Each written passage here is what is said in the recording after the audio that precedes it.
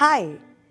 Last time when we met, I spoke about how the mind loves patterns and how a simple act like clasping and reclasping our hands requires us to break through barriers of conditioning and puts us in a zone of discomfort.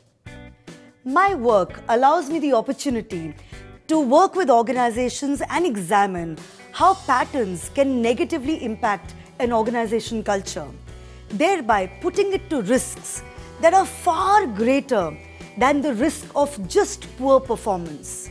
Risks that are capable of challenging an entire organization's sustenance in the future. And often, leaders fail to see the signs. And this is exactly what happened with a client of ours.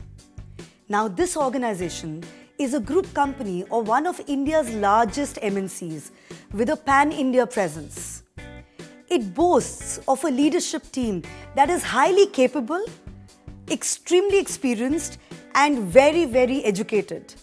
And yet, when we met the CEO, he described his leadership team in 3 simple words: lack of ownership. When we interacted with the leadership team, you know what we saw? We saw passion, we saw commitment, we saw a resolve in them to go the extra mile. While they spoke about the organization, in reality, they operated and thought only of their organization. It was all about their teams, their people, their functions, their departments.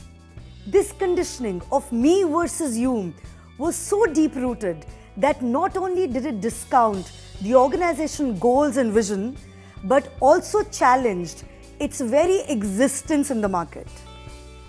Their hallmark, their passion, became territorialness, their biggest barrier. How often do we see that your biggest strengths actually become your greatest weaknesses? That's why, as heads of organizations, as leaders, as individuals, as team members, it's important for you to examine what barriers, what patterns are you getting stuck with?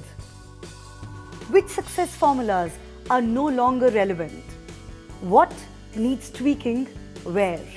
When we meet next, we are going to talk about how this awareness can actually become your stepping stone towards achieving breakthroughs.